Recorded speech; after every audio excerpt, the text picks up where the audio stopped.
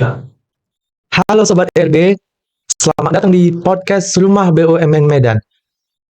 Rumah BUMN Medan bersama melangkah UMKM berjaya. Nah, di episode hari ini kita kedatangan tamu spesial. Nah, kita bakalan ngobrol santai dengan Kak Nurul Syakira. Halo Kak Nurul, gimana kabarnya nih Kak? Gimana nih Kak kabarnya, sehat? Apa senang gitu datang diundang ke sini gitu? Saya senang ya diundang di podcast Hmm. kayak Nah, teman-teman, Kak Nurul ini salah satu finalis Putri Hijab Inspiring Sumatera Utara sekaligus influencer aktif di Instagram dan di TikTok. Nah, kita nih mau tanya-tanya nih mengenai Kak Nurul ini siapa sih sebetulnya? Nah, boleh diperkenalkan nggak dirinya Kak gitu? Halo Sobat RB, kenalin nama aku Nurul Syakira Siregar. Saat ini aku sedang menempuh pendidikan di Universitas Islam Negeri Sumatera Utara, program studi pendidikan guru Madrasah Ibtidaiyah. Untuk kesibukan aku saat ini, kadang dipanggil menjadi guru pengganti, tetapi tidak menjadi guru tetap karena bertabrakan dengan jadwal kuliah tentunya. Dan baru-baru ini aku juga baru mengikuti ajang Putri Hijab Venture Sumatera Utara sampai ke finalisnya. Dan ya saat ini aku ingin mengembangkan ilmu-ilmu yang aku dapat dari Putri Hijab tersebut. Jadi gitu. Wah, menarik insight banget Kak ya. Nah, tadi Kakak bercerita mengenai Putri Hijab nih. Bisa nggak Kakak ceritakan gimana pengalaman Kakak di Putri Hijab gitu? Awalnya saya ikut Putri Hijab ini karena saya ingin keluar dari zona nyaman saya dan membangun potensi diri saya. Itu pun saya awalnya ragu, tetapi saya lawan keraguan itu dan saya daftar sebelum 5 hari penutupan Mhm. Putri Hijab tersebut. Jadi setelah itu kami audisi dan dinyatakan lolos untuk masuk ke grand final, dan dari situ saya memberikan yang terbaik yang saya bisa lakukan, dan saat inilah saya sudah selesai dalam ajang finalis itu gitu. Wah, keren banget ya Sobat RB. Nah, teman-teman mungkin dalam meningkatkan potensi diri ini mungkin nggak jauh-jauh nih teman-teman dari yang namanya personal branding. Nah, kita mau tanya nih dengan Kak Nurul, gimana sih Kak pandangan Kakak terhadap personal branding ini? Jadi bagi saya personal branding itu adalah suatu proses mengelola atau membentuk jati diri kita, persepsi diri kita terhadap orang lain, mulai dari siapa diri kita, keunikan dan keahlian apa yang kita miliki, serta manfaat apa yang dapat kita beri kepada orang lain. Saya lihat kalau Rumah BUMN ini berkaitan dengan UMKM, dan itu bagi saya personal branding itu tuh sangat penting ya untuk para UMKM untuk menumbuhkan kepercayaan para pelanggan terhadap penjualan para UMKM ini untuk para pelaku UMKM. Gitu rupanya. Nah, Kak Nurul sendiri ada nggak Kak pengalaman Kakak gitu kayak berjualan ataupun kayak memasarkan produk gitu Kak? Pernah waktu itu saya bisa berjualan karena saya suka kali makan dimsum misalnya. Jadi saya belajar buat dimsum dan saya dari situ jual kecil-kecilan, tetapi sama keluarga dulu gitu, Ya. sama kawan dekat, itu pun kawan yang dekat kali aja, belum luas gitu aja sih. Untuk sebagai tester kayak merasakan Iya, gitu ya Kak ya, sebelum. Iya betul.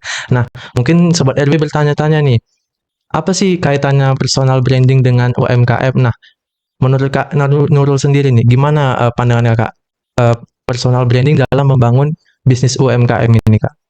Menurut saya personal branding itu penting ya untuk pelaku UMKM untuk menumbuhkan kepercayaan pelanggan terhadap penjual pelaku UMKM tersebut. Di tengah persaingan penjualan yang sangat ketat saat ini, orang bukan hanya membeli produk, tetapi juga kepercayaan. Namun, di personal branding ini kita dapat membangun identitas diri kita. Kita dapat memberitahu mereka siapa diri kita, kenapa mereka layak untuk membeli produk yang kita jual, atau mengapa mereka harus percaya dengan produk yang kita jual gitu. Menarik ya Sobat RB. Nah, mungkin teman-teman bertanya juga nih, gimana sih cara kita membangun personal branding dalam meningkatkan ataupun membangun personal produk kita terhadap pelaku konsumen UMKM. Nah, menurut pandangan kakak gimana, Kak Nurul?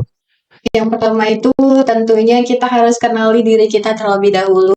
Siapa kita, nilai apa yang akan kita bawa kepada orang lain, dan kelebihan dan keahlian apa yang kita miliki. Dan tentunya personal branding itu tuh harus dimulai dengan keaslian. Dan yang kedua, kita harus tahu pesan utamanya itu apa. Kita ingin dipandang sebagai apa, kita ingin dipandang oleh siapa, begitu. Misalnya kita ingin dipandang sebagai pengusaha yang kreatif. Jadi itu semua tuh harus ada pesan utamanya yang kita miliki. Dan yang ketiga tuh konsistensi.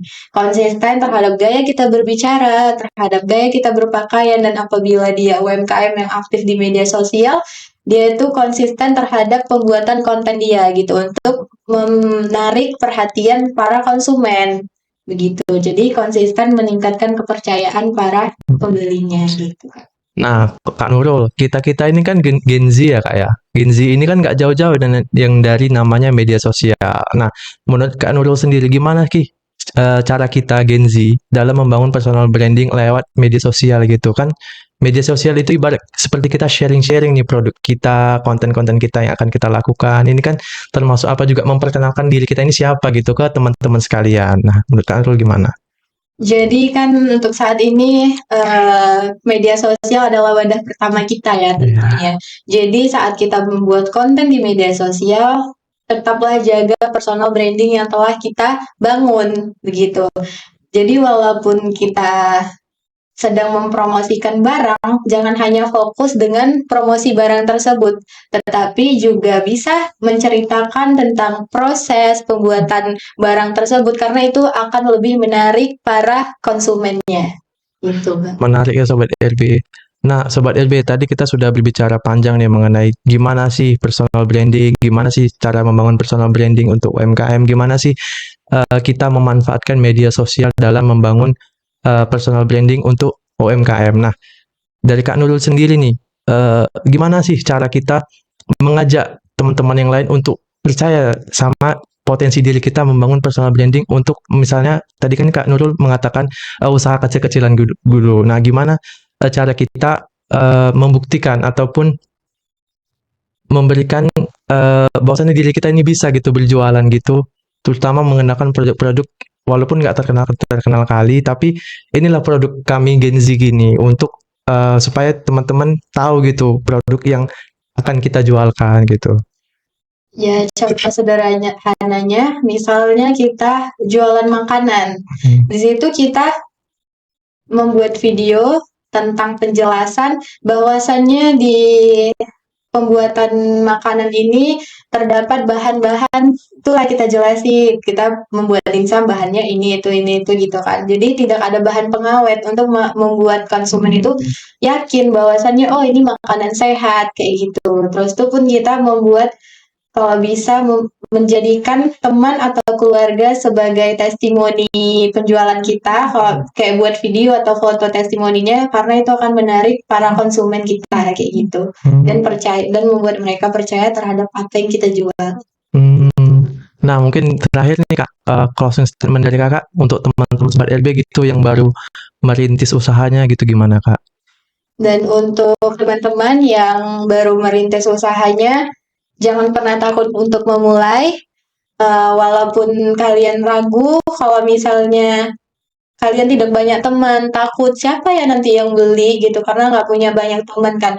Nggak apa-apa, coba aja dulu, karena banyak penjualan itu bukan teman dekat sendiri yang beli di luar, tetapi orang lain. Tetapi itu tergantung dengan bagaimana kita personal branding kita terhadap apa yang kita jual, atau bagaimana personal branding kita yang kita bagikan kepada orang lain, itu juga sangat bermanfaat dalam usaha yang kita bangun begitu Bang. Wah, menarik sekali ya. Jangan pernah takut memulai Sobat LB. Nah, mungkin terima kasih banyak Kak atas ilmunya dan inspirasinya hari ini Kak Nurul. Nah, teman-teman, itu tadi obrolan kita dengan Kak Nurul, finalis Putri Hijab Sumatera Utara. Nah, jangan lupa ikuti terus YouTube Rumah BUMN Medan. Rumah BUMN Medan bersama melangkah UMKM berjaya. Sampai jumpa.